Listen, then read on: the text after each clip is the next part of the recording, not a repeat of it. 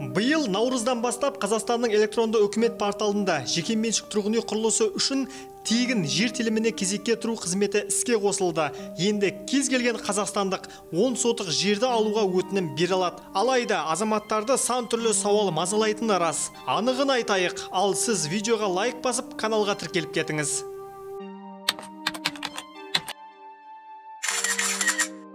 Бұл үкімет ұсынған жаңа бағдарлама емес, жер учаскесін алу құқығы жер қатынастары туралы заңның 50-ші бабында көрсетілген.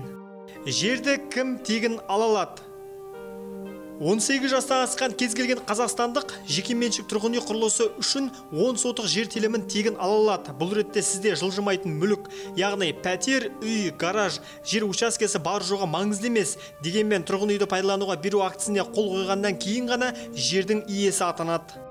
Жер алу үшін тұрғылықты жер бойынша тіркелу қажет пе?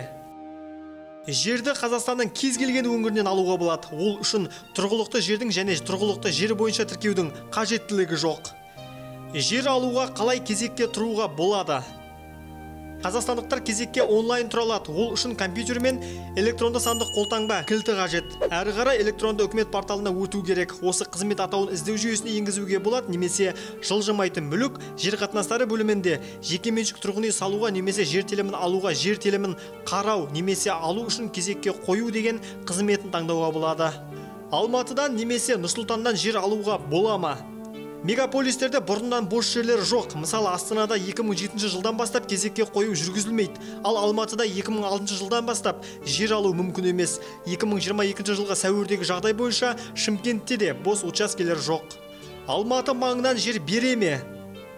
Алматыға іргелес Іле, Қарасай, Талғар аудандарынан жер алуға болады. Облыстың жер қатынастары басқармасының мәліметінше 2021 жылы өңір бойынша 616 жер учаскесі берілген. Десе де кезекте тұрғандардың саны 70 мыңға жақындап қалғанын ескеру қажет.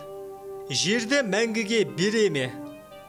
Бастапқыда үй салынып пайдалануға берілгенге дейін учаске уақытша өтеулі жер пайдалану, яғни жалға алу құқығымен беріледі. Шартта игеру мерзімі көрсетіледі. Оны жергілікті әкімдік анықтайды. Тұрғын үйді пайдалануға беру туралы актіге қол қойылғаннан кейін ғана меншік иесі бола аласыз.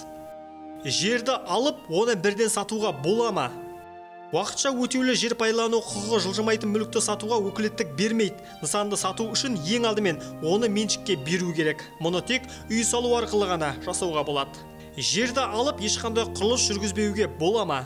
Заң бойынша егер жер учаскесі шартта көрсетілген мерзім ішінде өз мақсаты бойынша пайдаланылмаса, жер қайтадан мемлекетке қайтарылады, ал жер алушыға айыппұл салынуы мүмкін.